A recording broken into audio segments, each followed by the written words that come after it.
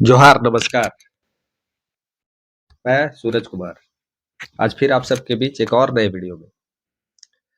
इस वीडियो में भी मैं जो बताऊँगा, वो कल के वीडियो से रिलेटेड है। कल जो मैंने वीडियो डाला, उस वीडियो में जो आपने प्रतिक्रिया दी, उसको देख के किसी भी आदमी का हालत खराब हो जाएगा।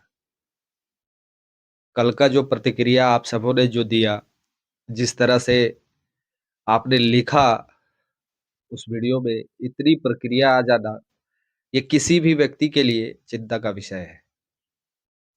अब ज़रा आपको इस पे हम विशेष बात बताते हैं।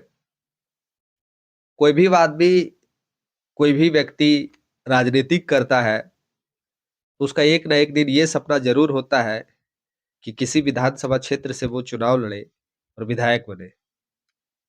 नहीं तो ये भी सपना लोग सोचते हैं कि अगर हमको सांसद का चुनाव लड़ने का अवसर मिले और जीत के सांसद बने, तो जितने राजनीति करने वाले लोग हैं, एक छोटा से छोटा कार्यकर्ता, एक बड़ा से बड़ा पार्टी का कार्यकर्ता, यही सोच के किसी पार्टी में सम्मिलित होता है कि हम एक दिन किसी भी विधानसभा से चुनाव लड़ेंगे, विधायक बनेंगे, सांसद बनेंगे।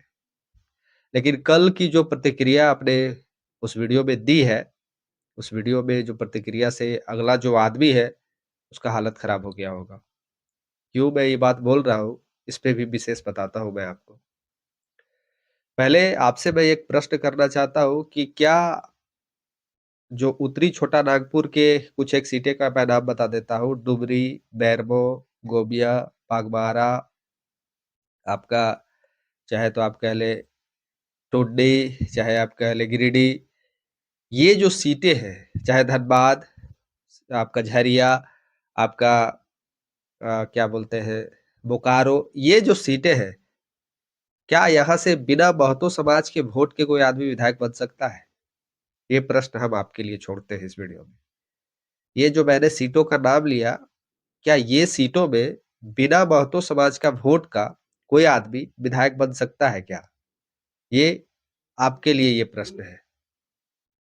मैं ये प्रश्न आपसे इसलिए पूछ रहा हूँ कि जिस व्यक्ति ने इस पार्टी को छोड़ के जेएमएम को ज्वाइन किया, उस व्यक्ति का भी सपना है कि एक दिन वो विधानसभा चुनाव जीत के पहुँचे। चुनाव जीतने के लिए उनको वही सब सीटों जो मैंने सीटें का नाम लिया, वही सब सीटों से कहीं न कहीं वो अगर टिकट भी मिलेगा, तो वही सब सीटों से टिकट मिलेगा। अब जहाँ से हाफिजुल अंसारी जहाँ से लड़ते हैं, वहाँ से तो उनको टिकट मिलेगा नहीं। अब जहाँ से इरफान अंसारी जी चुनाव लड़ते हैं, वहाँ से तो उनको टिकट मिलेगा नहीं। अगर भविष्य में उनको टिकट देती भी है जेएमएम, हम तब की बात कर रहे हैं। अब कहिएगा कि इतना विशेष इस व्यक्ति के बारे में आप काहे चर्चा कर रहे हैं बार-बार? तो मैं आपको बताना चाहता हूँ कि इस व्यक्ति के बारे में चर्चा करना इसलिए ज़रूरी है कि ताकि दूसरे लोग सीख लें, ताकि दूसरे लोग को ये पता चल सके कि एक आपका गलत कदम आपका पूरा जीवन का फ्यूचर खत्म कर सकता है। आपका एक कदम जो आप उठाते हैं, अगर एक कदम आप गलत उठा लिए, पूरा जीवन का फ्यूचर आपका सांसद विधायक बनने का सपना चौपट हो सकता है। अब आपको बताते हैं कि हम चर्चा करने का एक और महत्वपूर्ण कारण है, जब हमारी पार्टी के बारे में कोई कुछ होता है, तो ये सारे लोग मिलके उस पे खूब मंथन करते हैं, खूब कूटते हैं। तो हम लोग भी कूटने में कमी नहीं छोड़ेंगे, इसलिए हम लोग भी कूट रहे हैं। तो मैं आपको बताना चाहता हूँ कि हाफिजुल अंसारी जहाँ से चुनाव लड़ते हैं, वहाँ से इनको टिकट मिलेगा नहीं। इरफान अंसारी जहाँ से चुनाव लड़ते हैं, वहाँ इनको टिकट मिलेगा नहीं। तो टिकट यही सब सीटों में से किसी एक सीट में ये दावेदारी पेश कर सकते हैं। गाड़ने से इनको टिकट मिलेगा नहीं। तो यही सब सीट है ना जहाँ से ये चुनाव के लिए दावेदारी कर सकते हैं। और ये सब सीटों में क्या ये संभव है? फिर मैं प्रश्न कर रहा हूँ आपसे, क्या ये संभव है कि महतो समाज के जो वोट है, उस वोट के बिना कोई विधायक बन जाए? क्या पर्टिकुलर एक मुसलमान जाति के वोट कर देने से कोई आदमी विधायक बन जाएगा क्या उस क्षेत्र में? ये प्रश्न है आपसे।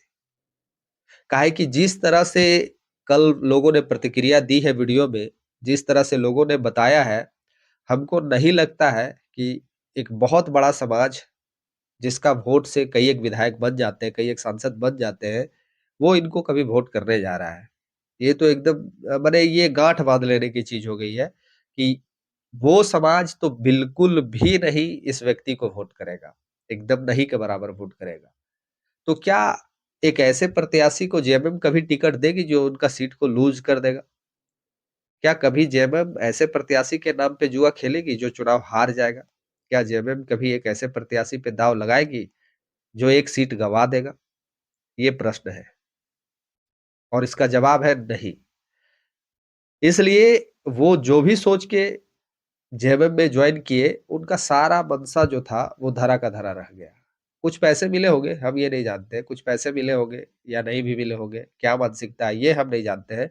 लेकिन ये स्पष्ट हो गया कि उनका जो करियर था, उनका जो भविष्य था, वो भविष्य खत्म हो गया।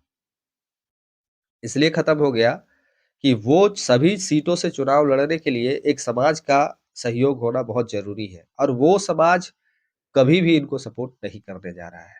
चाहे वो किसी भी सीट से आप चुनाव देख लीजिए उठा के। इसलिए कहते हैं कि त्वरित में उठाया हुआ कदम, आपका जल्दबाजी में उठाया हुआ कदम सदैव आपके लिए हानिकारक साबित होता है। आप अपने जीवन में निरंतर प्रयास करते रहिए, मेहनत करते रहिए, आगे बढ़ते रहिए। सफलता एक न एक दिन निश्चित तौर पे मिलेगी।